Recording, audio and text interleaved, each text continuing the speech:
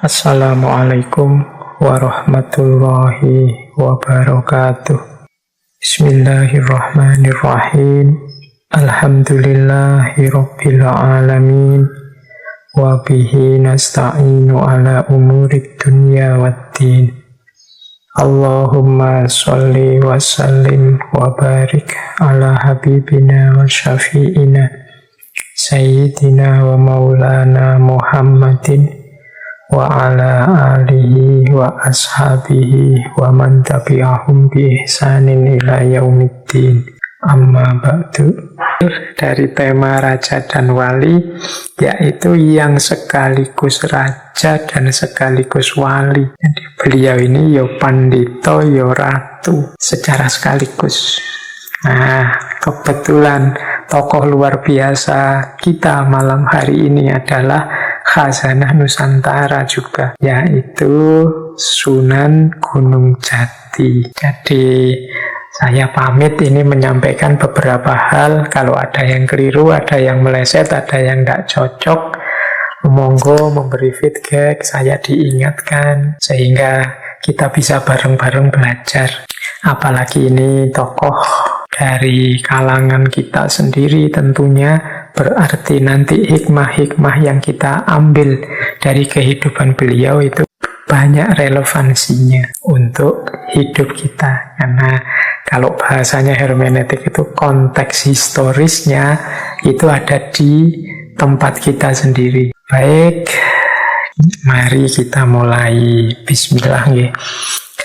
Sunan Gunung Jati ini atau nama asli beliau Syarif Hidayatullah. Beliau ini merupakan salah seorang dari Wali Songo, putra dari seorang penguasa Mesir yang menikah dengan putri Sri Baduga Maharaja Prabu Siliwangi dari Kerajaan Pajajaran. Jadi memang ada ceritanya kok bisa jauh ya Pajajaran bisa dapat suami dari Mesir.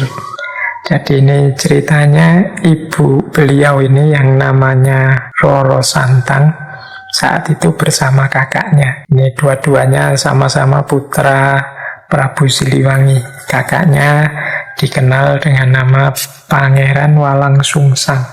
Pangeran Walang Sungsang ini satu ketika bermimpi bertemu Rasulullah, bertemu Nabi Muhammad sampai 3 kali. Mimpi ini membuat dia gelisah, kemudian minta izin pada ayahandanya untuk pamit berguru agama Islam. Jadi saat itu ada seorang syekh yang masyhur sekali, seorang dai namanya Syekh Datuk Kahfi yang tinggalnya di Gunung Jati. Nah, ketika pamit pada ayahnya tidak diizinkan oleh ayahnya. Akhirnya lari karena saking inginnya berguru belajar agama Islam. Lari dan adik beliau ikut, dan sehingga kemudian keduanya berguru pada Syekh Datuk Kahfi. Kemudian nanti setelah tuntas berguru, ini nanti oleh gurunya diminta membuka hutan di daerah Gunung Jati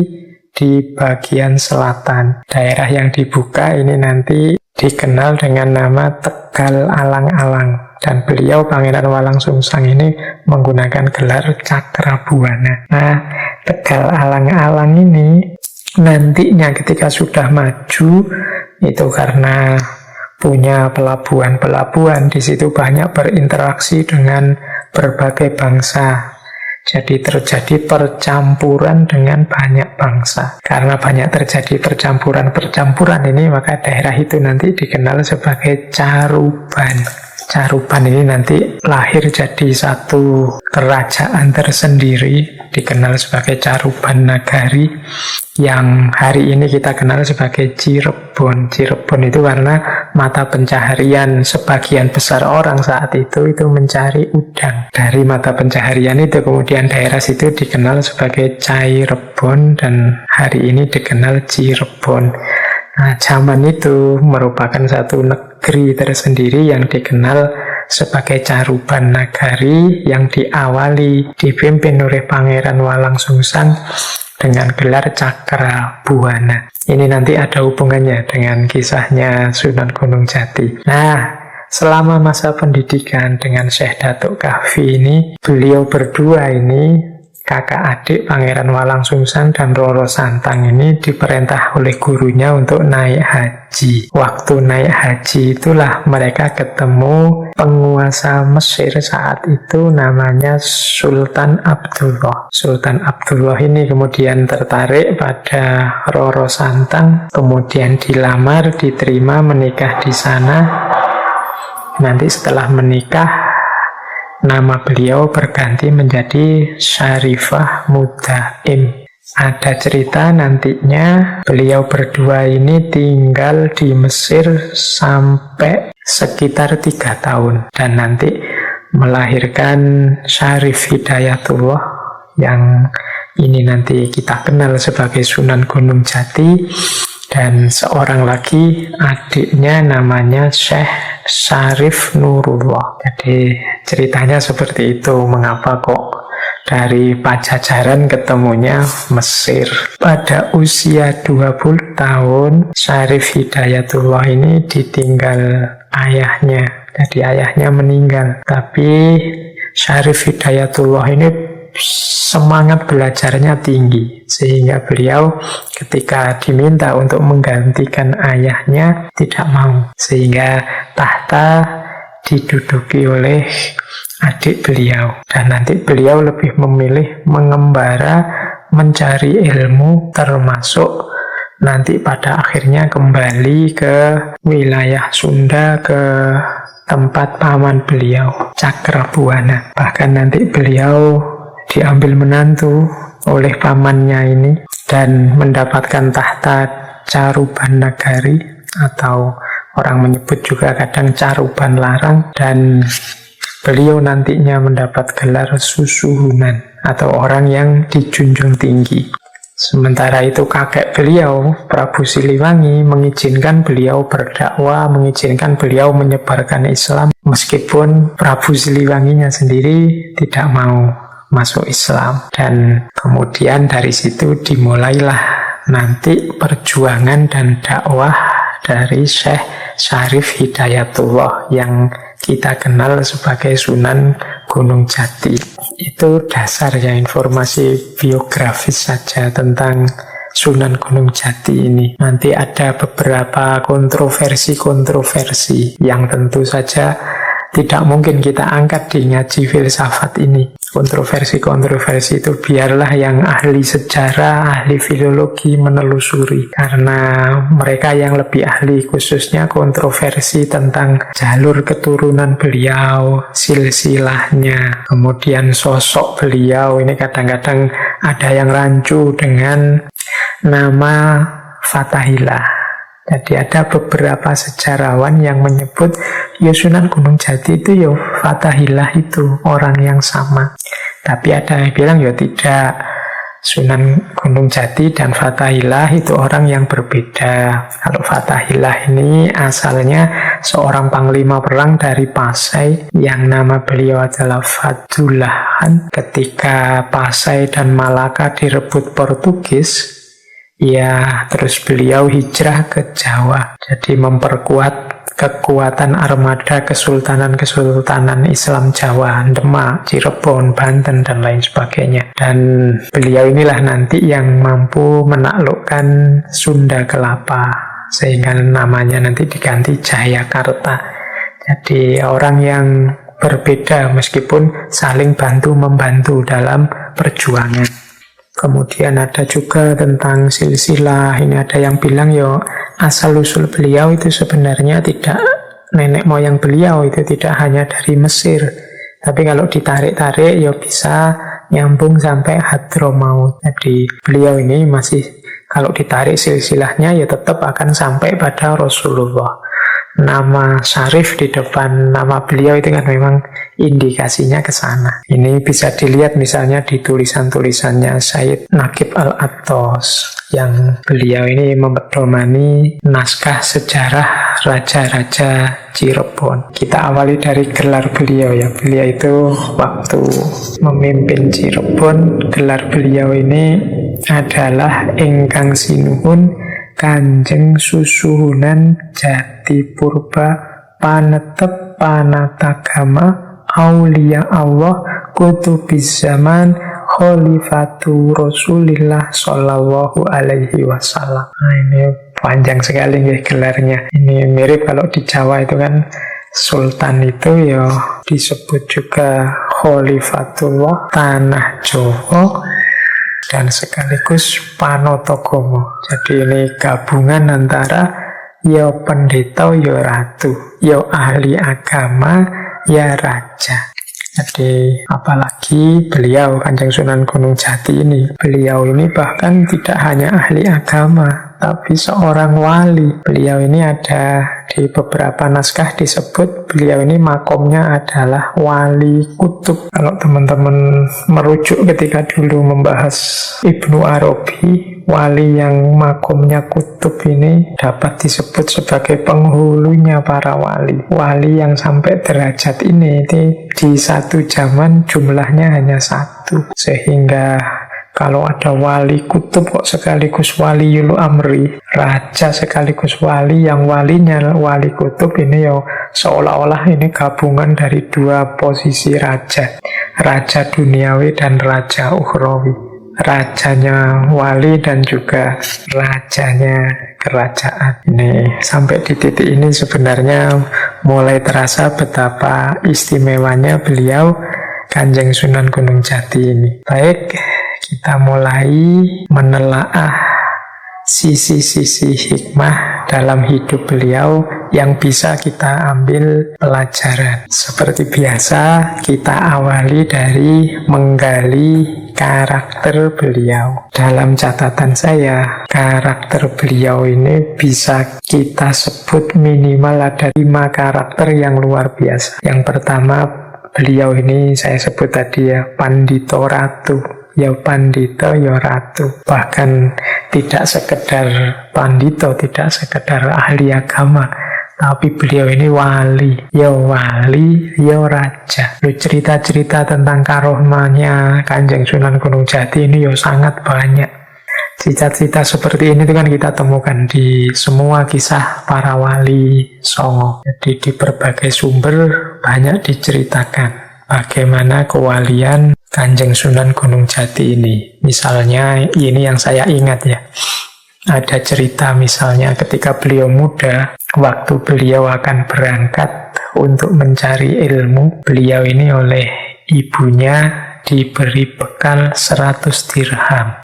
Tapi saat beliau berangkat, di tengah jalan dicegat oleh para perampok yang ingin mengambil hartanya. Nah, Syekh Syarif Hidayatullah ini yang masih muda ini, kemudian karena dirampok dan orang yang makomnya sudah dekat dengan Allah itu kan biasanya memang tidak terlalu terikat oleh dunia apalagi harta. Jadi dirampok ya diberikan saja semua tadi bekal dari ibunya yang sekitar 100 dirham ini.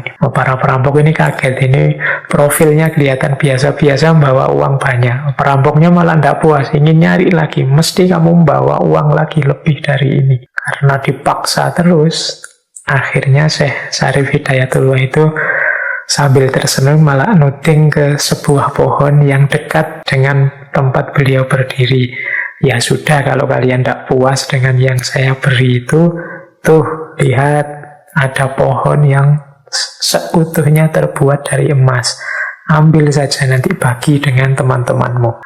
Ternyata begitu ditunjuk pohon tadi, memang benar berubah menjadi emas. Tapi cerita selanjutnya tidak kemudian para perampok ini rebutan emas. Jadi mereka kemudian sadar dan akhirnya rela untuk masuk Islam. Jadi ini salah satu cerita karomah beliau. Ada juga misalnya kalau teman-teman membaca Serat Wali Sono. Di Serat Wali Sono itu ada cerita tentang karomahnya Sunan Gunung Jati. Satu ketika terjadi peperangan antara Demak dan Mojopahit. Kanjeng Sunan Gunung Jati ini kan bagian dari Demak. karena beliau anggota para wali yang memang mempromosikan berdirinya Demak. Ketika terjadi perang antara Demak dan Mojopahit, ini di Serat Wali Songo ya, cerita ini bisa dicek. Nah, satu ketika Syekh Syarif Hidayatullah ini mengeluarkan surbannya dan dikibaskan. Nah, dari kibasan surban beliau ini muncul banyak sekali tikus-tikus yang jumlahnya banyak. Jadi ini mengacaukan konsentrasi pasukan Mojopahit. Ya kalau kita itu kan, kalau ketemu tikus itu kan setengah-setengah jijik gimana itu kan, sejago apa kita itu kalau ada tikus ya agak meloncat-loncat itu kan. Nah, itu yang dilakukan. Ini ada cerita seperti itu. Dan banyak lagi cerita-cerita ya, yang mungkin teman-teman bilang, Pak, yang gitu-gitu kok rasanya tidak rasional ya, tidak masuk akal ya. Ya pasti saja tidak masuk akal, karena definisinya mukjizat karomah itu sesuatu yang khorikul adah, tidak sesuai, tidak selaras dengan biasanya. Kalau biasa-biasa saja ya orang tidak akan tersentuh hatinya, tertarik. Wong ini dalam konteks dakwah, sehingga Allah memberi keistimewaan untuk menarik orang.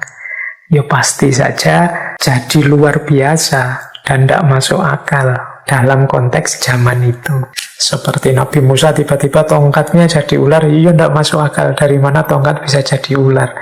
Nah, tapi kalau Allah menghendaki sebagai mukjizat pada seorang nabi, ya pasti saja tidak masuk akal. Dan harus tidak biasa-biasa saja. Kalau biasa-biasa saja kita paham ya, namanya bukan mukjizat, bukan karomah. Kan kadang-kadang ada yang kritik itu, ada ulama yang bisa jalan di atas air, yang bisa sholat di atas pohon dan lain sebagainya. Itu kan cerita-cerita seperti ini sering kita dengar. Kemudian banyak yang kemudian nyinyir bahwa tidak mungkin, itu tidak masuk akal itu dan lain sebagainya.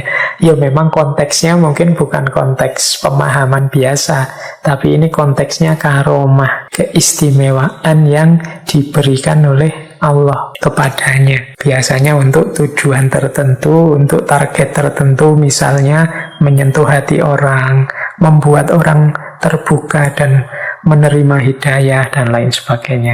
Jadi cara memahaminya seperti itu. Ya kalau biasa-biasa saja, ya bukan mukjizat, bukan karomah namanya. Baik, jadi yang pertama beliau ini ya pandita, ya ratu. Segala keistimewaan seorang wali beliau miliki, dan segala kehebatan seorang raja juga beliau miliki. Beliau juga menaklukkan hampir seluruh Jawa Barat pada saat itu, dan sedikit wilayah Jawa Tengah. Jadi ini karakter pertama. Ini kalau dibaca lah, terus apa Pak yang kita ambil hikmah dari pandito dan ratu ini? Marilah kita juga jadi pandito ratu di level kita masing-masing. Jadi pandito itu berarti urusan spiritualitasnya tuntas, ratu itu berarti urusan duniawinya tuntas. Kita juga begitu. Hidup ini mari kita tuntaskan amanah tanggung jawab kita, baik di level spiritual maupun di level material. Jadi, biar amanah yang diberikan oleh Allah, baik kita sebagai hambanya maupun sebagai khalifahnya, bisa tuntas kita jalankan. Jadi sebenarnya tanggung jawab hidup kita ini ya jadi pandita, ya jadi ratu. Paling tidak untuk diri kita sendiri. Pandita itu berarti bagaimana kita membereskan tugas kita sebagai Abdullah, hamba Allah, muamalah ma'al khaliq. Sementara ratu itu bagaimana kita menuntaskan tanggung jawab kita sebagai khalifatullah, muamalah ma'al makhluk. Dan kalau dalam konteks Kanjeng Sunan Gunung Jati ini berarti sudah puncak kepanditoannya dan puncak keratuannya, karena beliau ya raja, ya wali. Kemudian selanjutnya beliau ini juga seorang alim sekaligus arif. Alim itu berarti kaya ilmu, arif itu berarti kaya kebijaksanaan. Dua-duanya beliau miliki. Nanti kita lihat ya, siapa saja dan kepada siapa saja beliau berguru.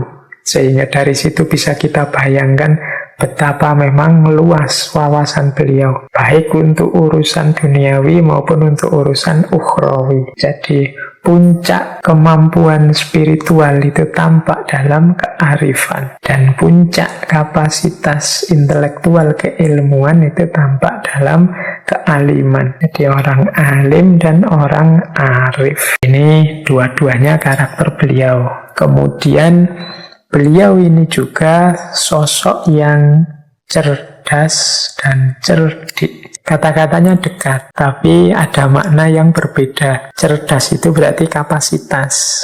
Kalau cerdik, ini cara mengelolanya. Ada orang cerdas tapi malas, sehingga karena tidak terlalu digunakan, kecerdasannya tidak kelihatan. Nah, itu namanya cerdas tapi tidak cerdik. Ada orang cerdik tapi kok malah menyusahkan saja, Pak. Apa itu berarti orang cerdiknya tidak cerdas? Tidak sih, orang cerdik itu pasti cerdas, tapi mungkin dia tidak arif. Jadi cerdas, cerdik itu nanti nyambung sama alim dan arif. Jadi kecerdasan itu kapasitas. Kalau kecerdikan itu cara dia menerjemahkan kecerdasannya dalam hidup sehari-hari secara pas.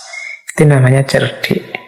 Misalnya orang cerdas itu paham, misalnya, wah saya ini tidak bisa kalau dipaksa bangun malam setiap hari. Tapi dengan akal budinya dia cerdik. Meskipun saya tidak bisa bangun tengah malam, kan harusnya bisa bangun di awal malam atau sebelum tidur sholat dulu. Ini cerdik. Jadi mencari solusi, mencari jalan keluar. Atau coba saya cari deh, siapa tahu ada amal-amal yang setara dengan bangun malam. Atau jadi ini orang cerdik itu dia mampu mendayagunakan kecerdasannya. Dan beliau Kanjeng Sunan Gunung Jati ini ya cerdas, ya cerdik, ilmunya luas dan mampu menjalankannya. Dan luar biasanya dijalankan untuk hal-hal duniawi sekaligus hal-hal ukhrawi, sehingga sukses dua-duanya, tuntas. Dan memang menurut saya tidak ada orang tidak cerdas. Semua orang pasti diberi anugerah Allah kapasitas berpikir, kecerdasan.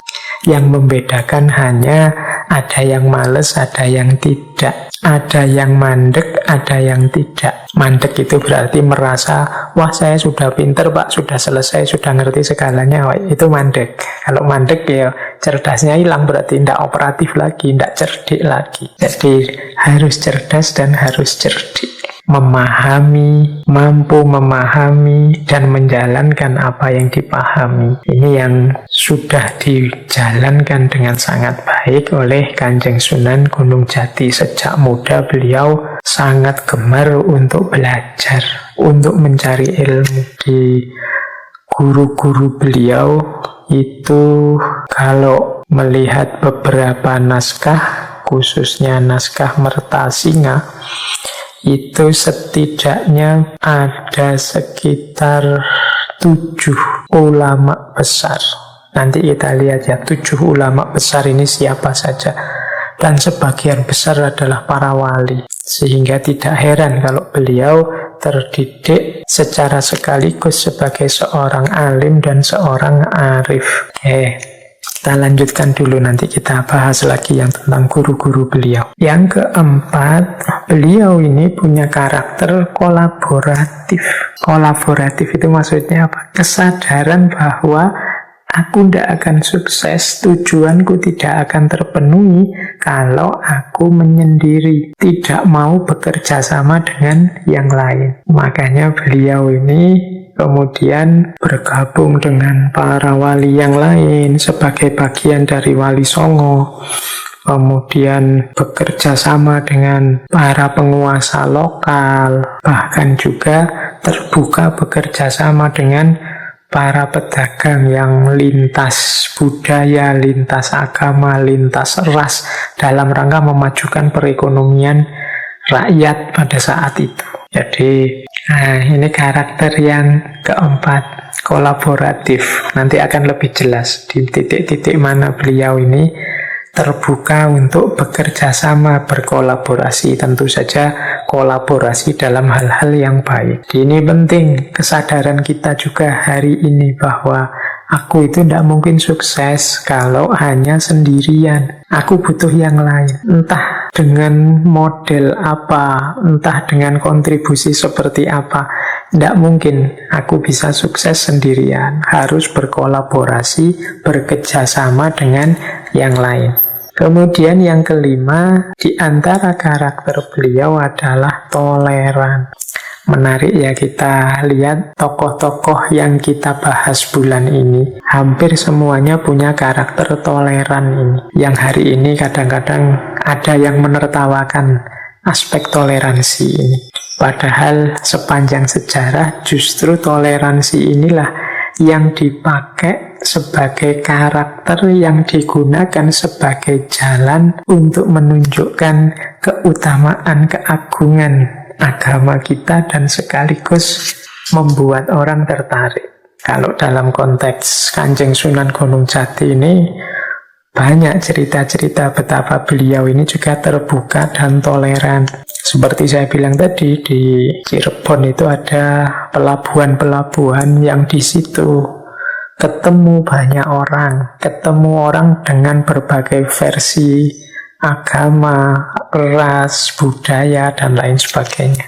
Nah, itu kalau kaku, kalau misalnya jangan kerjasama dengan orang asing, jangan kerjasama dengan yang tidak agamanya beda dan lain sebagainya, ya tidak jalan perekonomian saat itu. Dan itu menurut saya bagian dari kecerdasan juga dari Kanjeng Sunan Gunung Jati. Bahkan kalau teman-teman mau melihat kapan-kapan ya, coba datang ke Keraton Kasepuhan itu. Coba cermati di sana. Ada banyak ornamen-ornamen pernak-pernik keraton itu yang kalau teman-teman jeli, di situ ada perpaduan sekaligus dari 3 agama.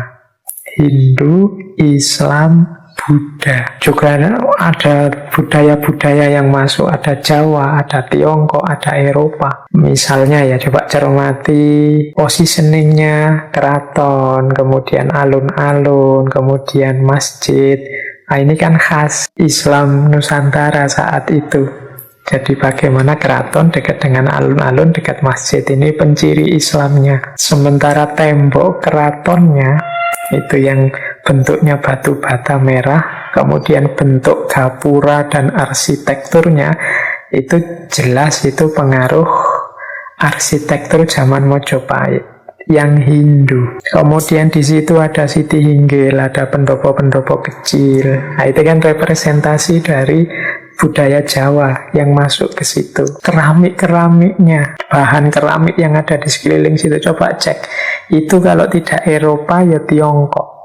Kemudian teman-teman boleh datang ke tamannya. Dan ada Taman Bundaran Dewandaru itu yang ada di tengah-tengah keraton. Di situ ada unsur Hindunya, misalnya dalam wujud lembu nandu, atau unsur Eropanya. Di situ ada meriam, dari katanya itu hadiah dari Raffles. Kemudian coba teman-teman cermati lagi di Kasepuhan itu ada kereta kencana, namanya kereta kencana Singa Barong. Itu desain kereta itu ada ciri-ciri kerukunan antar agama. Di bagian depan kereta misalnya ada 3 hewan sekaligus, gajah, garuda, dan naga. Itu kalau tanya ke sana, gajah itu simbol dari agama Hindu. Garuda bersayap ini konotasinya adalah buruk. Buruk itu adanya dalam Islam. Sementara yang naga ini simbol dari Buddha. Jadi ini menarik akulturasi-akulturasi yang terjadi. Paling tidak menunjukkan saat itu ya sudah terbuka. Kemudian boleh teman-teman melihat, jadi ada satu wihara di Banten, itu namanya wihara Avalokitesvara. Ini wihara yang dibangun oleh Kanjeng Sunan Gunung Jati. Kalau menurut ceritanya bareng dengan pembangunan Masjid Agung Banten yang lama.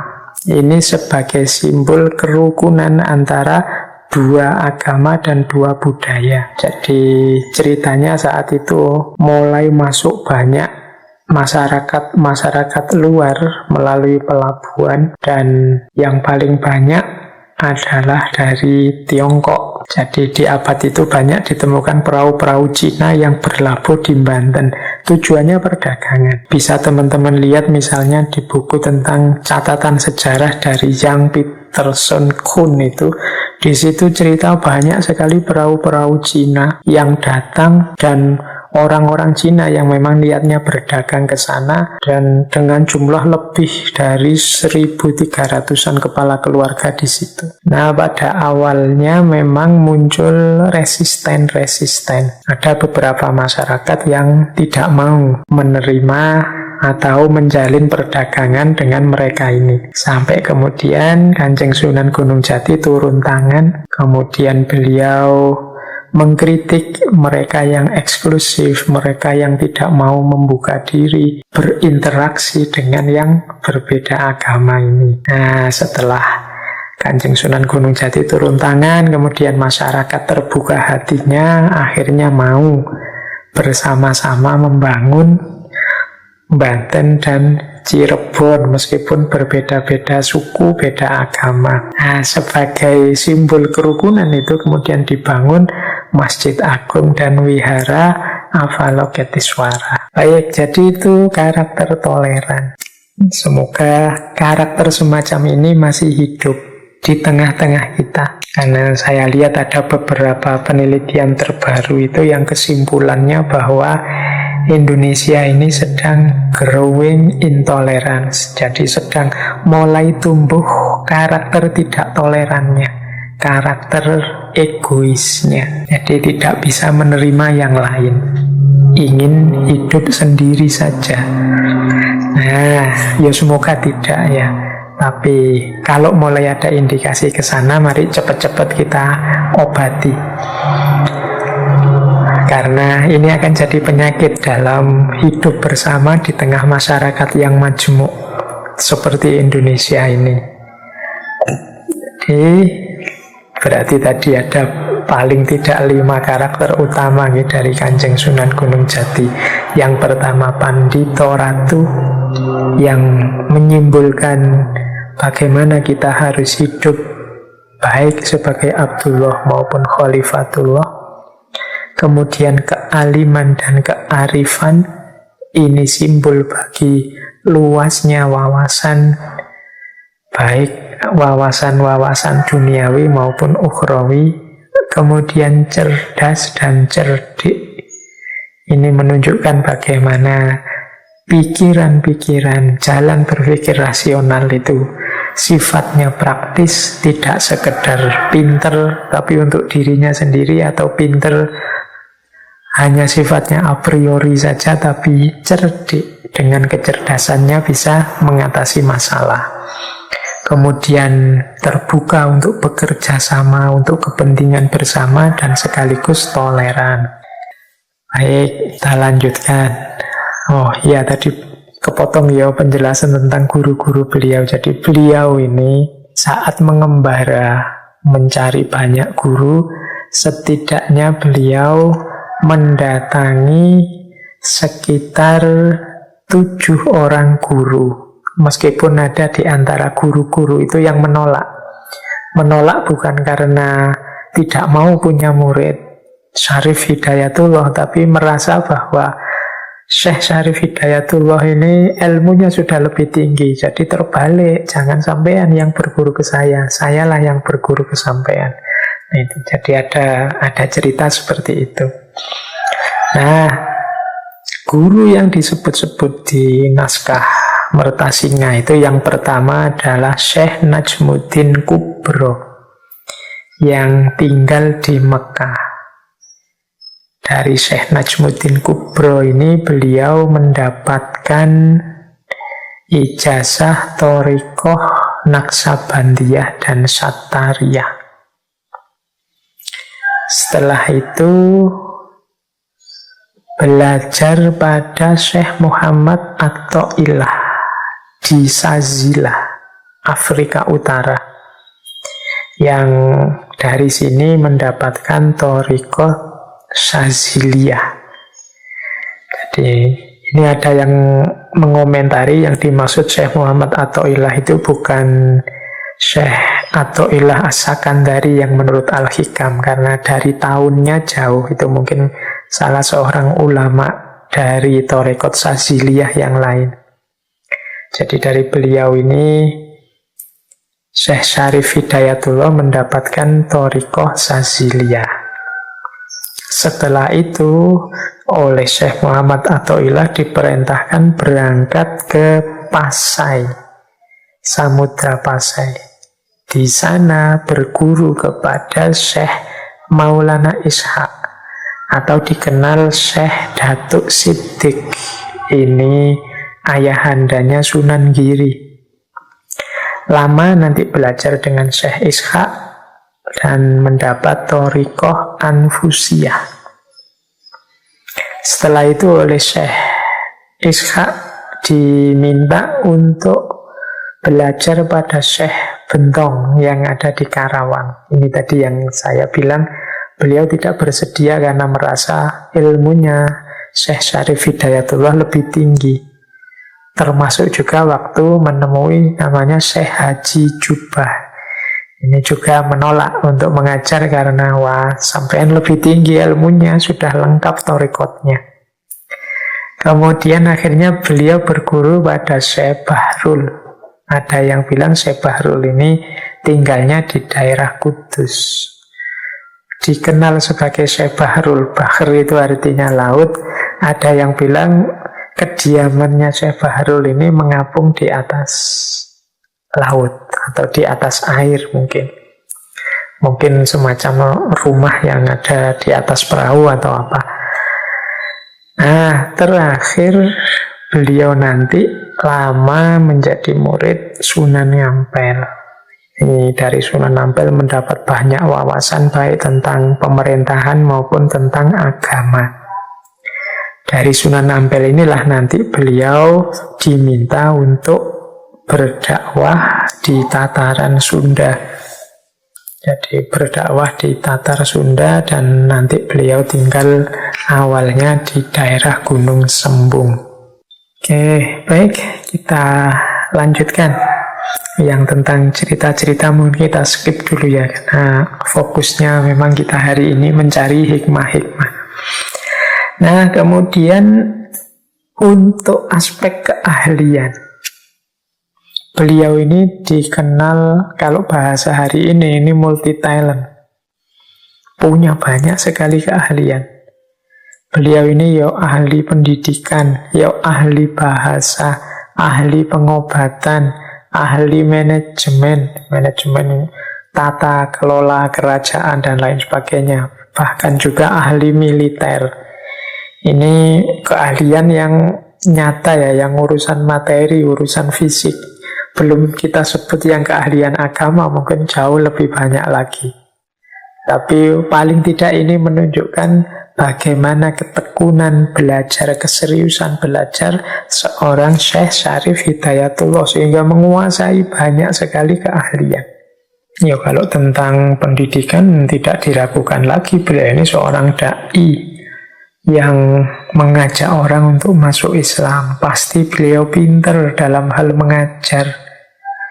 Bahkan beliau ini saat zaman itu ada namanya pengajian setiap malam Jumat Kliwon, namanya pengajian Seba Kliwon, yang kelihatannya sampai hari ini mungkin masih ada ya. Nah, ini salah satu contoh bagaimana beliau juga piawai dalam hal mengajar. Bahkan beliau ini juga dikenal aktif, kalau bahasa Jawanya njajah deso milangkori. Jadi berdakwah dari pintu ke pintu, mengajari masyarakat, menaikkan kualitas keilmuan masyarakat. Apalagi kemudian didukung beliau ini ahli bahasa. Ada yang bilang beliau ini menguasai 99 bahasa. Cuma ini membuktikannya sulit, pokoknya kita yakin beliau ini banyak sekali menguasai khazanah bahasa-bahasa. Buktinya apa? Beliau mampu mengelola, berinteraksi dengan masyarakat dari mana-mana, termasuk yang beda budaya, beda negara, beda agama yang masuk ke pelabuhan Caruban, pelabuhan Cirebon saat itu. Nah, ini pasti harus didukung kemampuan berkomunikasi yang mumpuni. Kemudian beliau juga terkenal ahli kedokteran, ahli pengobatan. Ada banyak cerita tentang bagaimana beliau ini punya wawasan tentang kesehatan yang luas. Ada cerita yang terkenal sekali, satu ketika ada pasangan suami istri yang gegeran terus, berselisih paham terus, karena perut istrinya membesar. Suaminya curiga ini jangan-jangan hasilnya dari laki-laki yang lain. Nah, setelah menghadap pada Kanjeng Sunan Gunung Jati, setelah diperiksa oleh beliau, terus, oh enggak, ini bukan hamil, ini ada penyakitnya yang kita kenal hari ini sebagai tumor. Jadi, ini salah satu contoh bagaimana ternyata beliau juga ahli pengobatan. Ya mungkin pengobatan-pengobatan yang sifatnya sesuai zaman itu. Dan ahli manajemen. Kalau ini saya tidak menjelaskan di manajemen yang seperti apa, misalnya tidak. Dilihat dari buktinya saja bagaimana beliau bisa mengelola dari sebuah wilayah biasa, wilayah kecil menjadi luas yang menguasai hampir semua Jawa Barat dan sebagian Jawa Tengah. Itu pasti karena keahlian manajerial beliau dan juga pastinya keahlian militer beliau. Jadi beliau ini jadi tumpuan diskusi kalau di majelisnya Wali Songo, memberi pertimbangan berbagai hal termasuk kepada Demak saat itu yang baru saja berdiri. Kemudian ya kalau untuk keahlian kita terjemahkan pada diri kita masing-masing bahwa mari kita tambah sebanyak mungkin skill-skill, kemampuan-kemampuan, baik yang formal maupun non-formal. Kalau yang formal ya lewat sekolah-sekolah, kuliah, kursus. Yang non-formal ya kita cari, kita kejar. Apa yang memang penting, apa yang memang perlu kita jadikan bekal hidup kita. Semakin banyak ilmu, wawasan, keahlian, semakin mantap kita menatap masa depan. Nah, penting juga sedikit kita bahas strategi dakwah. Nah, ini hampir semua Wali Songo punya strategi dakwah yang mirip-mirip, yaitu strategi dakwah yang tidak memaksa, strategi dakwah yang tidak keras, tapi melakukan pendekatan-pendekatan yang manusiawi. Ini keyword manusiawi ini penting ya. Kita itu sering punya ideal-ideal yang ingin kita terjemahkan dalam kehidupan nyata, tapi dalam proses mewujudkannya kita lupa aspek manusiawi ini, entah pada diri kita sendiri maupun pada orang lain. Jadi Islam itu agama yang sangat manusiawi, tidak memberati diri, dijalankan semampunya sesuai kapasitas kemanusiaan kita. Ya misalnya, kan ada satu cerita, satu ketika beberapa sahabat ada yang ingin deklarasi, pokoknya saya akan sepenuhnya hidup untuk agama, membela agama. Yang satu bilang, saya akan sholat malam terus, tidak tidur-tidur. Yang satu bilang, saya akan puasa terus, tidak puasa, pokoknya demi agama. Yang satu bilang, saya tidak akan menikah, pokoknya hidupku untuk agama, aku persembahkan hidup matiku untuk agama. Nah, 3 orang sahabat ini yang punya prinsip seperti ini satu ketika terdengar oleh Rasulullah dan ditegur oleh Rasulullah. Jadi, aku ini nabi, kata Rasulullah, tapi aku ya sholat, bangun, tapi aku juga tidur. Aku puasa, tapi aku juga buka puasa. Dan aku juga menikah. Jadi, Di situ dari hadis itu kan yang kemudian terkenal sekali kalimat yang belakang, faman rohiba an sunnati falaisa minni, barang siapa yang enggan dengan tuntunan sunnahku ya tidak masuk kelompokku. Jadi kalau ada orang memaksa-maksa diri secara tidak manusiawi demi agama, bukan jalan itu yang dituntunkan, yang disunahkan oleh Nabi. Dan strategi dakwah para wali pun begitu, tidak memaksa, tapi mengambil strategi-strategi kemanusiaan. Sehingga ketika orang masuk ke dalam Islam itu bukan karena dia takut atau karena dia terpaksa dan lain sebagainya. Jalan apa saja itu menurut catatan saya, termasuk juga sebagaimana yang sudah dijalankan oleh Kanjeng Sunan, yang pertama adalah lewat jalur perkawinan. Ini menarik, jalur perkawinan ini banyak dipakai oleh para wali. Teman-teman kan sering cerita wali menikah dengan putra raja siapa, putra bupati siapa, putrinya gubernur siapa saat itu. Nah, Syekh Syarif Hidayatullah ini, Kanjeng Sunan Gunung Jati ini juga begitu. Beliau kalau dalam sejarahnya menikah sampai 6 kali. Jadi tidak kurang dari 6 perempuan. Tapi sebagian besar tampak bahwa ini dalam rangka membangun relasi. Misalnya istri pertama beliau yang dikenal sebagai Nyai Babatan. Ini putrinya Ki Ageng Babatan. Ini seorang penguasa di daerah Gunung Sembung dan wilayah Babatan. Jadi beliau menikahi putri beliau dan selanjutnya kan daerah Gunung Sembung ini jadi pusat dakwah beliau. Meskipun kemudian Nyai Babatan ini meninggal sebelum sempat dikaruniai putra. Jadi jangan lupa teman-teman, ya beliau menikah 6 kali bukan berarti terus Pak nikah itu kan maksimal 4. Ya nanti ada istri yang meninggal dulu. Jadi termasuk nanti ada salah seorang istrinya yang dari Tiongkok itu yang meninggal setelah melahirkan. Jadi ada 2 yang meninggal dulu. Jadi meskipun 6 kali menikah, ya tidak lebih dari 4 dalam satu waktu. Nah, ini perempuan-perempuan yang dinikah ini, beberapa di antaranya ya dalam rangka memperkuat jalur dakwah. Termasuk misalnya ketika beliau menikahi Nyi Kawunganten. Nyi Kawunganten ini putri penguasa Banten saat itu.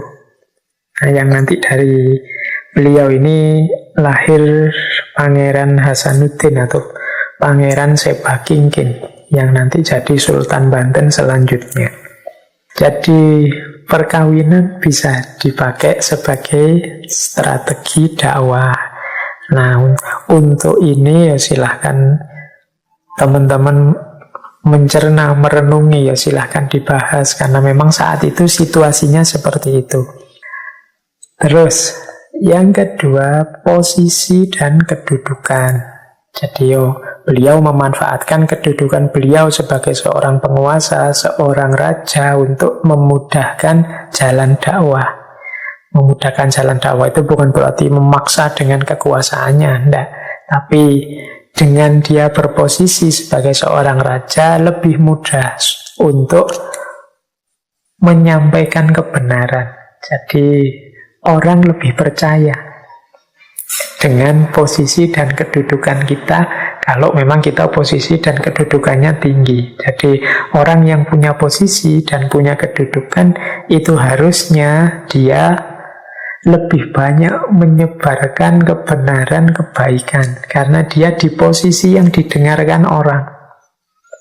Jadi eman-eman posisi itu kalau hanya dinikmati untuk kesenangan pribadi, hanya untuk keuntungan sendiri. Kalau bisa ya dia adalah jalan yang kita pakai untuk menyebarkan kebenaran dan kebaikan. Di level apapun, posisi dan kedudukan itu kita miliki. Kalau hanya sekedar guru misalnya, ya di level guru ini kita sebarkan kebenaran, kebaikan pada murid-murid kita. Kalau dosen ya pada mahasiswanya, kalau lurah ya pada warganya, kalau RT ya pada warganya. Jadi ini yang dilakukan oleh Kanjeng Sunan Gunung Jati. Kemudian juga melakukan kolaborasi politik dan spiritual. Antara lain tadi ya lewat perkawinan, kolaborasi dengan Demak, dengan Wali Songo, dan lain sebagainya, sampai nanti bisa mengalahkan Portugis, bisa menaklukkan Sunda Kelapa, menaklukkan sebagian besar wilayah Jawa Barat. Itu ya pasti karena punya relasi-relasi, punya kolaborasi-kolaborasi yang menguntungkan. Baik kolaborasi politik maupun kolaborasi spiritual. Kemudian perdagangan. Ya, ini pasti ya. Jadi Cirebon saat itu adalah kota yang ramai dengan berbagai macam komoditas perdagangan. Banyak pedagang asing datang dari Gujarat, dari Cina, dari mana-mana datang ke pelabuhan itu. Saat itu ya pelabuhannya dikenal dengan nama Pelabuhan Muara Jati. Bahkan nanti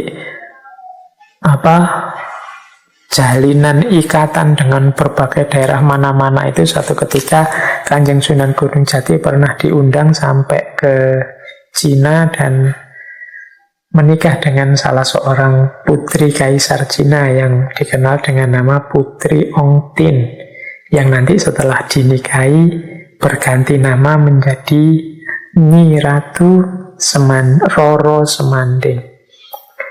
Jadi ini strategi dakwah yang awalnya dilakukan lewat jalur keterbukaan perdagangan. Belum lagi yang lewat seni budaya.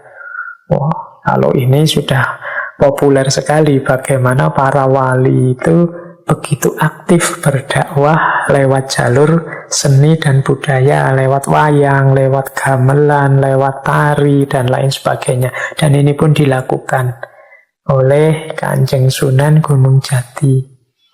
Termasuk bagaimana beliau merutinkan nabuh gamelan pada saat Idul Fitri dan Idul Adha, gamelan sekaten. Kemudian bagaimana masyarakat yang ingin menyaksikan kegiatan nabuh gamelan itu boleh melihat langsung, tapi ada tiketnya, ada bayarannya. Nah, bayarannya bukan dengan uang, tapi bayarannya mengucapkan 2 kalimat syahadat dan lain sebagainya. Ini strategi-strategi dakwah yang dilakukan oleh para wali saat itu, termasuk dilakukan pula oleh Kanjeng Sunan Gunung Jati. Ini silahkan kalau tentang ini ya teman-teman gali, cari, banyak sekali khazanah-khazanah, baik dalam bentuk benda-benda, dalam bentuk kegiatan-kegiatan budaya, dan lain sebagainya yang punya makna dalam aspek budaya dan nilai-nilai keislaman. Baik, jadi strategi-strategi dakwah seperti itulah yang dilakukan oleh Kanjeng Sunan Gunung Jati. Wasiat-wasiat, petuah-petuah langsung dari Kanjeng Sunan Gunung Jati. Baik itu dalam bentuk wewekas maupun ipat-ipat. Wewekas itu perintah-perintah maupun larangan-larangan. Kadang orang menyebutnya sebagai petatah petitih. Ini semacam quotes, kata-kata mutiara yang banyak sekali dibahas, ditulis, dan dikaji tentang petatah petitih dari Kanjeng Sunan Gunung Jati ini. Malam hari ini mari kita coba ungkap beberapa petatah petitih, wewekas, dan ipat-ipat dari Kanjeng Sunan Gunung Jati. Menarik yang disebut istilah petatah petitih ini, bentuknya hanya Satu kalimat pendek. Jadi bukan quote-quote panjang, apalagi teori-teori panjang yang bertele-tele. Hanya satu kalimat untuk setiap pesan.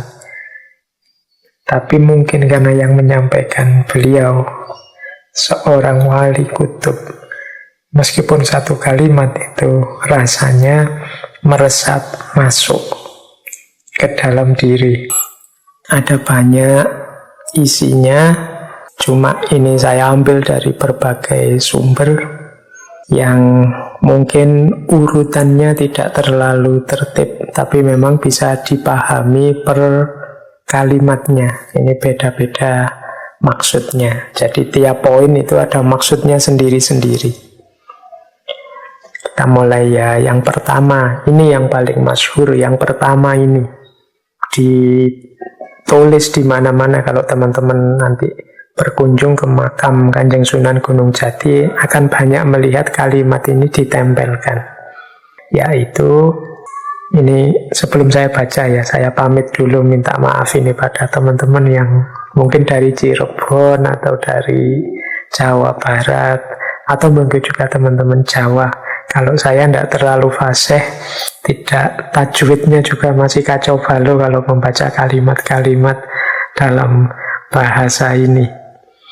Jadi, ya nanti saya baca apa adanya, semoga teman-teman maklum. Yang penting fokus pada maksudnya. Ini saya hanya ngutip saja dari berbagai sumber. Yang pertama, insun titip tajuk lan fakir miskin. Ini kalau diterjemahkan dalam bahasa Indonesia, aku menitipkan tajuk. Tajuk itu musola, langgar, tempat sholat. Lan fakir miskin. Dan fakir miskin. Jadi ini biasanya disebut paling awal sebagai pesan dari Kanjeng Sunan Gunung Jati. Maksudnya beliau untuk urusan agama titip tajuk. Tolong ramaikan masjid, musola, langgar. Jadi mungkin ini maksudnya ya jangan sampai langgar musola tajuk itu sepi. Sepinya langgar musola masjid adalah salah satu indikator semangat dan gairah beragamanya orang-orang mulai susut, mulai surut. Yo kalau bisa bahkan masjid musola itu tidak hanya jadi pusat peribadatan, tapi juga kalau mungkin jadi pusat intelektual, jadi pusat budaya, pusat pengembangan masyarakat, dan lain sebagainya. Seperti zaman Nabi itu kan, Nabi itu waktu di Madinah, masjid itu ya jadi pusat macam-macam, selalu ramai. Jadi yang pertama itu yang dititipkan. Jadi Kanjeng Sunan pesen ya tajuknya dijaga. Selama tajuk ini ramai, masih banyak aktivitas di situ, berarti menunjukkan orang masih setia, masih komitmen dengan agamanya. Kemudian juga beliau titip fakir miskin. Ini semacam clue-nya, keyword-nya. Kalau urusan ke atas hubungan dengan Allah itu tajuk. Kalau urusan sesama, ini tolong lebih perhatikan fakir miskin, para du'afa, orang-orang yang membutuhkan, orang-orang yang menderita. Mereka ini perlu perhatian lebih dari kita. Atau kalau pakai petata petitih ini mereka dititipkan oleh Kanjeng Sunan pada kita. Jadi perhatian kita kepada fakir miskin itu menunjukkan bahwa kita sedang serius menjalankan amanat Allah sebagai khalifahnya. Sementara perhatian kita kepada tajuk musola masjid adalah isyarat simbol bahwa kita ini menetapi amanat Allah sebagai hambanya.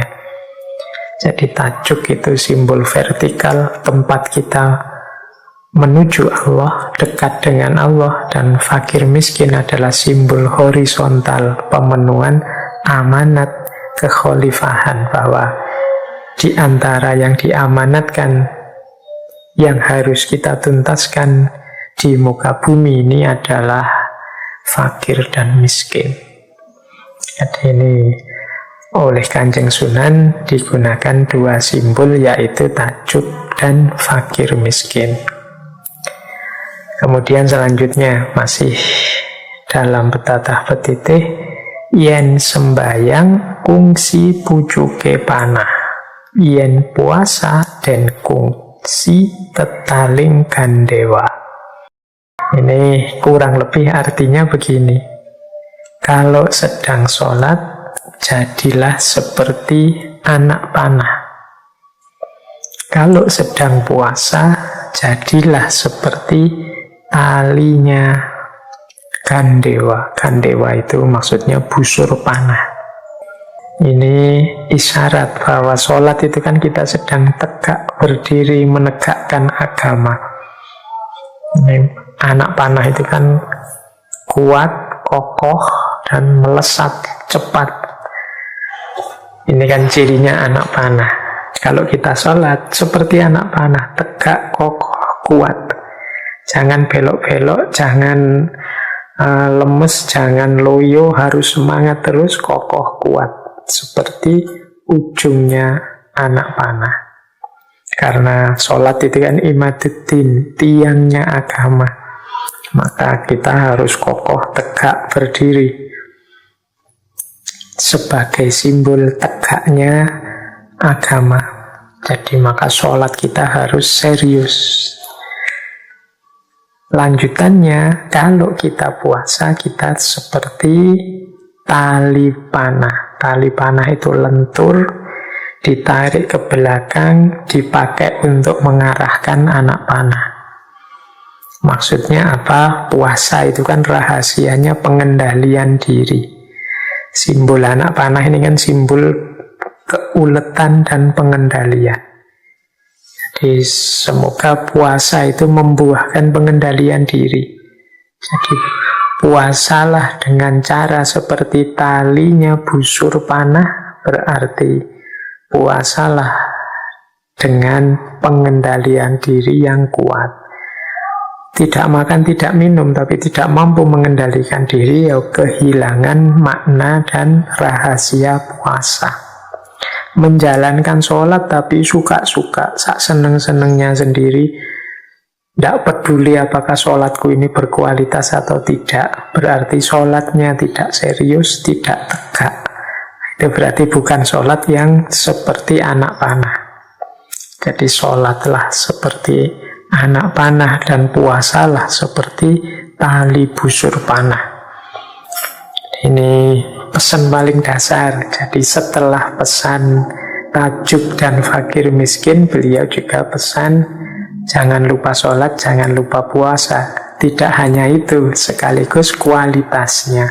Sholat seperti ujung anak panah, seperti anak panah, dan puasa seperti tali busur panah. Kemudian selanjutnya ibadah kang tetep. Ibadah kang tetep itu berarti istiqomah lah. Ini pesan yang sering saya sampaikan ya, pesan istiqomah.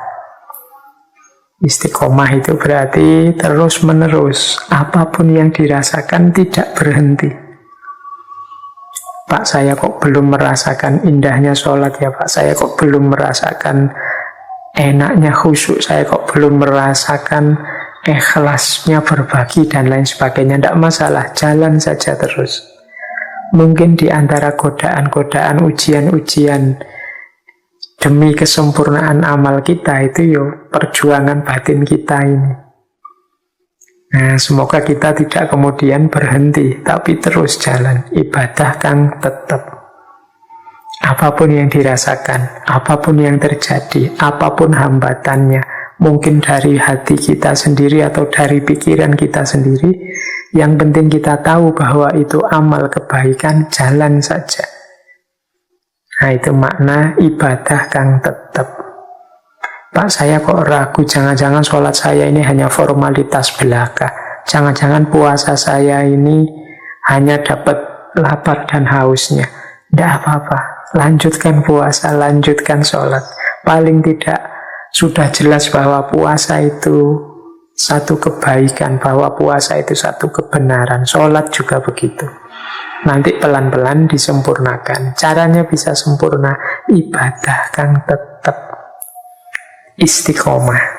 Kemudian ada lagi pesan, wedya ing Allah. Jadi takutlah kepada Allah. Ini kualitas yang kita semua sebenarnya sudah tahu, bahwa orang yang dekat dengan Allah itu cirinya antara lain takut kepada Allah. Orang yang takut kepada Allah itu pasti hidupnya terjaga. Orang yang sadar bahwa dia selalu diawasi oleh Allah, karena tidak mungkin ada ruang, tidak mungkin ada waktu yang di situ Allah tidak awas, tidak ngerti tentang kita. Maka kualitas takut pada Allah ini penting untuk menumbuhkan kesadaran bahwa tidak mungkin di ruang apapun, di waktu apapun, Allah tidak ada dan tidak melihat perbuatanku. Jadi wedya ing Allah. Ini seolah-olah sangat sederhana, tapi melaksanakannya tidak sederhana. Kemudian manah dan syukur ing Allah. Hati yang selalu bersyukur kepada Allah.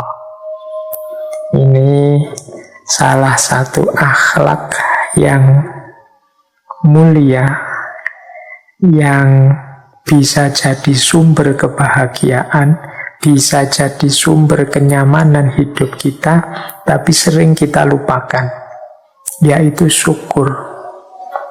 Kita itu lebih suka melihat hal-hal yang negatif dari apapun yang sedang kita alami. Bahkan sekiranya yang negatif itu padahal satu kenikmatan, tapi kita kadang-kadang lupa bersyukur karena melihat sisi negatifnya. Alhamdulillah sudah diberi kesembuhan oleh Allah dari sakitku ini. Tapi habis uang banyak ini, saya tidak tahu nanti mengembalikan utangnya dari mana ini. Nah, kita lupa dengan nikmat kesehatan itu karena perhatian kita didistraksi, disibukkan oleh aspek negatifnya, karena mungkin kemarin kita untuk berobat banyak utang kemana-mana. Nah, banyak kita setiap hari itu seperti ini. Sudah diberi nikmat yang luar biasa, kita ambil sudut negatifnya. Maka penting pesannya Kanjeng Sunan ini, manah dan syukur ing Allah. Yuk, hati kita dibiasakan untuk selalu bersyukur. Kita ini hidup dari detik per detik, masih bisa menikmati apapun di dunia ini. Itu kan anugerah yang luar biasa dari Allah. Jantung kita masih berdetak, kita masih mampu bernafas, mengambil nafas dan mengeluarkan nafas. Dan itu pun sering kita lupakan sebagai satu anugerah dari Allah, sehingga kita melupakan aspek syukur ini. Bayangkan kalau kita bisa ambil nafas saja, begitu selesai ambil nafas, buang nafasnya tidak bisa. Atau sebaliknya, buang nafas bisa, ambilnya tidak bisa. Pasti innalillahi itu kan. Berarti sekedar bernafas saja itu nikmat yang luar biasa dari Allah. Tapi itu pun kita tidak pernah bersyukur, tidak pernah terima kasih kepada Allah. Kita selalu nuntut, selalu kecewa, selalu marah-marah, selalu tidak terima pada keputusan-keputusan Allah. Seolah-olah kesulitan sedikit yang kita rasakan sekarang itu menutupi 90% kenikmatan yang diberikan oleh Allah. Sehingga terus kita lupa dengan bersyukur. Maka Kanjeng Sunan wanti-wanti secara khusus, syukurlah kepada Allah. Kemudian kudu ngakehaken pertobat. kudu ngakehaken bertobat itu harus memperbanyak tobat. Jadi tobat itu berarti kesadaran bahwa kita itu manusia, kita itu banyak salahnya, banyak kurangnya, sering khilaf. Meskipun kita sering juga tidak ngaku kalau kita salah dan kita khilaf. Maka ayo jangan berhenti bertobat. Bahkan yang tidak bersyukur tadi saja itu sebenarnya juga termasuk perilaku tidak tahu diri di hadapan Allah. Harusnya kita juga sudah bertobat pada Allah. Banyak perilaku-perilaku yang tidak kita sadari, yang ini sebenarnya tidak pas, tidak cocok. Maka perbanyaklah bertobat. Kita sering kalau ada kesulitan menyalah-nyalahkan Allah. Kita sering kalau ada kenikmatan merasa bahwa itu karya kita, hasil kita. Nah ini kan juga perilaku yang harus kita tobati. Kita sering merasa lebih dari yang lain. Ini pun harus kita tobati. Kita sering menganggap bahwa kita ini orang yang lebih istimewa. Atau sebaliknya, ada yang minder menganggap bahwa kita ini tidak punya keistimewaan apa-apa. Seolah-olah Allah tidak memberi apa-apa pada kita. Dua-duanya harus kita tobati. Dan rasanya masih sangat banyak hal-hal yang harus kita tobati. Harus kita sadari bahwa itu salah dan berjanji tidak akan mengulangi lagi. Kemudian minta maaf kepada Allah. Jadi kudu ngakehaken bertobat. Setelah titip tajuk fakir miskin, sholat dan puasanya dijaga, istiqomah dalam ibadah, takutlah pada Allah, bersyukur dan bertobatlah. Nah ini pesan-pesan kunci. Hanya satu kalimat ternyata kalau dijelaskan ya panjang. Tapi paling tidak satu kalimat ini bisa menyadarkan kita. Ini kalau yang mengucapkan langsung Kanjeng Sunan di depan kita itu pasti lebih masuk, lebih meresap dalam diri kita. Karena faktor yang mengucapkan. Oke, jadi ya petata petiti ini boleh nanti dibaca sendiri di kamar sambil merasakan bahwa ini pesan dari seorang wali kekasihnya Allah. Nah, baik. Kemudian kita lanjutkan ya, masih banyak petatah petiti. Saya baca agak cepat.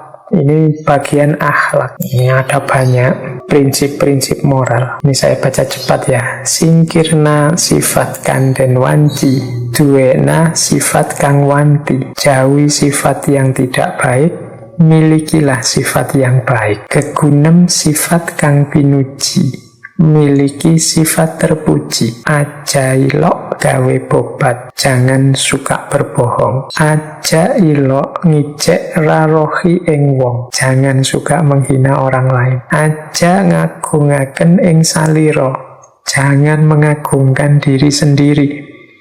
Aja ujub riya sum'a takabur, jangan ujub riya sum'ah takabur. Aja duwe ati ngunek, jangan dendam. Ing panemu aja gawe tingkah. Bila engkau pandai, banyak gagasan, jangan sombong. Dan bisa mekeng ing nafsu, harus bisa menahan hawa nafsu. Angasana diri, harus bisa mawas diri. Ini prinsip-prinsip moral dasar. Masih sangat banyak pedoman-pedoman moral, tapi ini beberapa yang disampaikan oleh Kanjeng Sunan. Mari kita jadi orang yang baik, dan mari kita hindari sifat-sifat yang tidak baik dan tidak terpuji. Kalau sudah punya kepentingan, itu kadang-kadang kita tidak peduli, ada bohongnya sedikit-sedikit tidak masalah. Yang penting kepentinganku tuntas. Ini yang saya maksud, ada jarak antara pengetahuan dengan kesadaran. Semoga setelah pesan-pesan dari Kanjeng Sunan ini kita tidak sekedar tahu, tapi juga sadar. Semoga kita jadi orang yang tidak suka bohong, tidak suka menghina orang lain. Kadang-kadang kita itu tidak sadar menghina orang lain. Jangan dendam. Semoga kita bisa menahan hawa nafsu. Dan mari kita selalu mawas diri. Jadi mawas diri itu berarti pandangan kita lebih banyak terarah pada diri kita sendiri.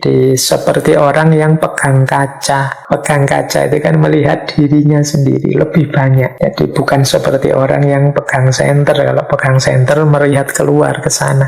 Kalau pegang kaca itu melihat dirinya sendiri ke dalam. Jadi kalau ada yang jelek-jelek, ada yang hitam, ada yang kotor dari wajah kita, kita tahu. Nah, itu namanya mawas diri. Semoga pegang senter kita tidak lebih banyak daripada pegang kacanya. Karena orang terlalu banyak pegang kaca itu biasanya mencari-cari salahnya yang lain-lain sampai lupa bahwa dirinya juga banyak salah. Jadi itu petatah petitih bagian kedua. Saya tidak menjelaskan detail satu-satu karena pertimbangan waktunya. Kita lanjutkan kelompok petatah petitih yang ketiga. Kalau ini lebih konkret, kalau tadi lebih umum sifatnya. Kalau ini yang pertama, angadahno ing pepadu, jauhi pertengkaran. Kemudian yang kedua, pamboroban kang ora patut anulungi, yang salah tidak usah ditolong. Kemudian yang ketiga, kenangna hajate wong, kabulkan keinginan orang. Yang keempat, aja akeh kang den pamrih, jangan banyak mengharapkan pamrih. Yang kelima, aja ilok gawe kaniaya ing makhluk, jangan membuat aniaya kepada makhluk lain. Kemudian aja janjimu barang, jangan mengingkari janji. Kemudian aja ilok ngamat kang durung yakin, jangan suka mencela sesuatu yang belum terbukti kebenarannya. Jadi ini beberapa pesan lagi dari Kanjeng Sunan berhubungan dengan moralitas akhlak kita kepada sesama. Yang pertama, mari kita jauhi pertengkaran. Hidup ini memang kadang-kadang kita berhadapan dengan perbedaan-perbedaan prinsip, perbedaan-perbedaan pandangan, perbedaan-perbedaan perspektif, tapi semoga tidak berbuah pertengkaran.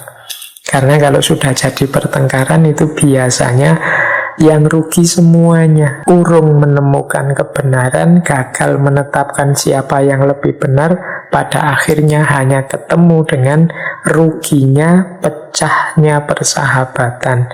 Kita kehilangan teman. Jadi mari kita jauhi pertengkaran, jangan sampai kita kehilangan teman.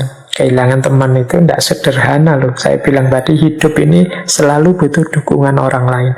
Kalau kita kehilangan banyak teman, itu nama lainnya adalah kita kehilangan banyak dukungan. Berarti nanti ada banyak aspek hidup yang tidak bisa segera tuntas karena tidak ada dukungan orang lain. Maka mari jauhi pertengkaran. Kemudian yang kedua, ini prinsipnya menarik. Yang salah tidak usah ditolong. Jadi ini sebenarnya prinsip keberpihakan. Betapapun kita tetap harus berpihak pada yang benar dan yang baik. Jangan sampai kita berpihak pada yang salah, meskipun itu saudara kita, meskipun itu teman dekat sahabat kita, meskipun itu orang yang banyak jasanya pada kita. Tetap prinsipnya yang salah tidak usah ditolong. Jadi salah ya dibilang salah. Orang salah itu biasanya harus siap dengan konsekuensi dari kesalahan yang dia lakukan. Mungkin hukuman, mungkin kesulitan-kesulitan, ya sudah, itu sewajarnya orang salah. Jangan sampai kita berpihak pada yang salah atau membela yang salah, meskipun yang salah itu orang-orang dekat, teman kita, dan lain sebagainya. Kemudian kenangna hajate wong, kabulkan keinginan orang. Semampu kita, mari kita saling membantu. Kalau kita bisa menolong kesulitan saudara kita, yuk ditolong. Tidak usah terlalu banyak pertimbangan lagi. Selama masih dalam kemampuan kuasa kita menolong, menolonglah. Dan jangan banyak pamrih. Karena mungkin seringkali kita ini kalau menolong orang itu selalu perhitungan nanti saya dapat apa. Termasuk menunggu ucapan terima kasih itu menurut saya ya jenis pamrih. Dia terima kasih ya alhamdulillah, dia tidak terima kasih juga tidak masalah. Karena memang saya melakukan ini bukan karena ingin diterima kasih atau ingin dibalas jasa, enggak. Saya melakukan ini karena ini sesuatu yang baik yang diperintahkan oleh Allah, itu saja. Tidak usah pamrih macam-macam, karena biasanya kalau amal baik itu ditambahi pamrih-pamrih, hasilnya bisa kecewa-kecewa. Kemudian kalau kita sudah kecewa-kecewa dengan kebaikan yang kita lakukan, akhirnya kita tidak terlalu gairah, tidak terlalu semangat lagi melakukan kebaikan. Jadi terus enggan. Misalnya kita sedekah, terus tadi kita berharap, saya sedekah ini di antara harapan kita, semoga dia juga tahu diri lah, tak bantu gini ya terima kasih lah paling tidak. Ternyata dia tidak terima kasih. Itu kan kita kecewa terusan. Kita nunggu-nunggu diterima kasih, terima kasihnya tidak muncul-muncul. Akhirnya kan kita di babak selanjutnya justru kehilangan kebaikan, karena kita terus males sedekah-sedekah, banyak orang yang tidak tahu diri, tidak mau terima kasih. Akhirnya kita yang kehilangan kebaikan kita kehilangan hal-hal baik dalam hidup kita, karena diawali kita sendiri matok pamrih-pamrih. Maka yuk kalau bisa kita lakukan kebaikan dengan sesedikit mungkin pamrih lah. Kalau memang apa bisa Pak tidak ada pamrih, yuk sekecil mungkin, atau tidak usah bergantung lah pada pamrih-pamrih. Jadi dia terima kasih ya syukur, alhamdulillah, tidak terima kasih juga tidak apa-apa. Nah ini berarti tidak tergantung. Tapi kalau kita punya prinsip, ya orang habis diberi ya harus terima kasih, ya mungkin kita nanti akan jatuh pada kekecewaan demi kekecewaan. Bukan masalah kecewanya, tapi karena selanjutnya mungkin kita tidak lagi terlalu percaya dengan kebaikan. Kalau sudah tidak terlalu percaya, akhirnya kita tidak menjalankan kebaikan lagi. Dan pada akhirnya yang banyak rugi justru kita sendiri. Kemudian jangan menganiaya makhluk yang lain, ini pasti ya. Jangan mengingkari janji. Dan yang selanjutnya, jangan suka mencela sesuatu yang belum terbukti kebenarannya. Ini yang terakhir ini seolah-olah pesan pada kita hari ini. Aja ilok ngamat kang durung yakin. Jadi jangan suka mencela sesuatu kalau belum yakin benar, belum terbukti kebenarannya. Belakangan ini kan banyak beredar di kita berita-berita palsu, hoax-hoax. Biasanya kalau hoax ini cocok dengan prinsip kita atau dengan aspirasi kita. Meskipun bohong itu kita benarkan begitu saja. Misalnya karena kita benci pada seseorang, tiba-tiba ada fitnah atau hoax yang buruk tentang orang itu, biasanya kita cenderung membenarkan fitnah atau hoax itu. Kalau ada orang menjelaskan, salah mas, tidak begitu, itu berita palsu, biasanya kita ngeyel, bisa saja benar, mana ada asap kalau tidak ada api, misalnya kita ngeyel, pokoknya orang yang kita benci itu harus tetap salah, harus keliru, kita diluruskan tidak mau. Nah ini dipesan oleh Kanjeng Sunan, Mbok Yo, kalau memang belum terbukti kebenarannya, jangan kesusu dicela, jangan kesusu disalahkan. Baru kalau sudah yakin, oh ternyata ini memang benar, bolehlah dideklarasi, ditunjukkan bahwa ini salah. Jadi ini menurut saya sangat relevan dengan situasi kita hari ini yang sering terseret oleh arus viral dan tidak viral, yang kadang-kadang tidak kritis. Sehingga meskipun belum terbukti benar salahnya, kita langsung saja ikut menimpali sesuai dengan aspirasi dan keinginan kita. Baik. Nah, ini kelompok yang keempat. Ini kelompok tata perilaku. Tata krama atau tepo seliro. Yang pertama, tepo saliro den adol, tampilkan perilaku yang baik dan hormat ing wong tua. Harus hormat pada orang tua dan hormat ing leluhur. Harus hormat kepada leluhur. Hormaten emanen mulyaken ing pusaka. Hormati, sayangi, dan muliakan pusaka. Dan welas asih ing sapada-pada, hendaknya menyayangi sesama manusia. Dan muliakan ing tetamu, menghormati tamu. Nah, ini bagian hormat menghormati. Jadi secara umum kita memang harus tampil jadi orang yang penuh tata krama dan hormat kepada siapa saja. Nah, itu kalau mengikuti petata petitih ini yo sejak awal kepada orang tua, kemudian kepada leluhur, kepada pusaka, nanti kita lihat, kepada sesama. Dan ada yang lebih spesifik, kepada tamu. Kalau kepada orang tua jelas ya, ini prinsip ya tidak bisa diukur jasanya orang tua itu kepada kita.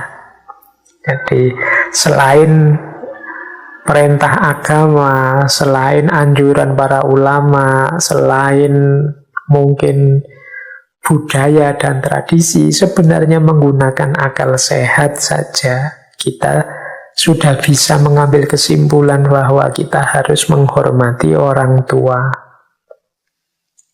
Nah, bagian dari menghormati orang tua itu menghormati leluhur.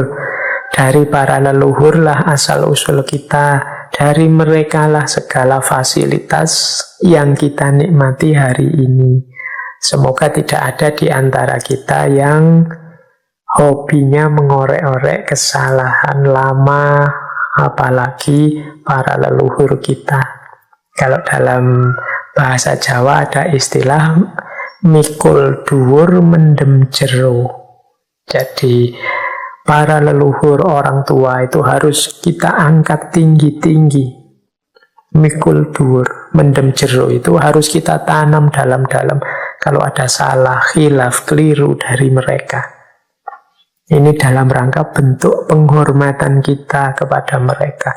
Wong yo, kenikmatan hidup berbagai fasilitas yang kita enyam hari ini itu ya sebagian besarnya kan atas jasa mereka. Dalam hal apapun. Jadi penting kita hormat leluhur. Termasuk juga pusaka. Ya, mungkin kalau zaman Kanjeng Sunan ya pusakanya ya semacam senjata-senjata, peralatan hidup, peralatan perang. Kalau zaman kita macam-macam pusaka itu. Kalau menurut saya ya bagi dosen misalnya laptop itu ya pusakanya, HP itu pusakanya hari ini, peralatan pendidikan itu ya pusakanya. Bagi pedagang mungkin timbangan itu ya pusakanya. Bagi nelayan mungkin jaring kapal itu pusakanya. Jadi alat sarana yang dipakai untuk memenuhi kebutuhan, menjalankan amanah baik sebagai hamba maupun sebagai khalifah. Jadi itulah kalau menurut saya pusaka. Maka kita harus menghormati, menyayangi para akademisi, teman-teman yang belajar itu ya pusakanya ya buku. Jadi kitab-kitab dan lain sebagainya dan lain sejenisnya ya harus kita muliakan. Jadi jangan sampai misalnya kita ini pelajar tapi tidak suka dan tidak hormat pada buku. Ya kita akan nanti manen hasilnya. Mungkin kita tidak akan sukses di ranah akademik, di ranah ilmu.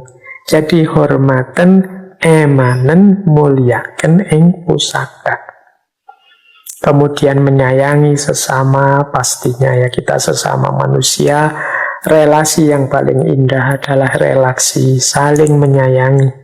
Bukan relasi saling mengambil keuntungan, apalagi relasi saling mengalahkan dan saling menghancurkan. Hidup ini hanya sekali, mbok kita cari yang nyaman saja dalam berhubungan dengan sesama. Termasuk dalam hal menghormati tamu. Baik, yang terakhir ini masih ada beberapa kelompok. Ini menurut saya ini kelompok yang berhubungan dengan pengendalian diri. Ini mungkin saya baca sekilas saja karena waktunya sudah sangat mepet. Yang pertama, aja dahar yang durung ngelih, aja nginum yang durung ngelak. Jadi jangan makan sebelum lapar, jangan minum sebelum haus. Ini pengendalian diri, tidak berlebihan. Jadi paradigma hidup yang pas. Tidak kurang ya tidak lebih. Aja turu yang durung katekan arip. Jangan tidur sebelum ngantuk. Kalau dipaksakan tidur sebelum ngantuk, jangan-jangan nanti kita jadi orang yang justru lebih banyak ngantuknya daripada tidak. Wong yo, ndak ngantuk kita paksa tidur, lama-lama jam tidurnya jadi melebar panjang. Yen kaya dan luhur. Kalau kaya ya yang dermawan lah, yang luhur. Dan suka wenan lan suka memberi gelis lipur. Jika sedih jangan diperlihatkan agar tidak lekas hilang. Agar lekas hilang, kok tidak lekas hilang. Jadi jangan diperlihatkan itu, bahkan bila perlu jangan diperlihatkan pada diri kita sendiri. Kesedihan itu nikmati sebentar saja, jangan berlama-lama. Dan jangan terus diceritakan kemana-mana, karena kadang-kadang kalau banyak diceritakan kemana-mana kesedihan kita itu terus menyebar kemana-mana, semua orang cerita, terus jadi lebih panjang.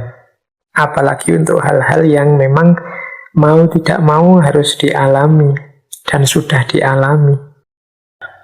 Nah, ini mari kita latihan untuk menahan diri.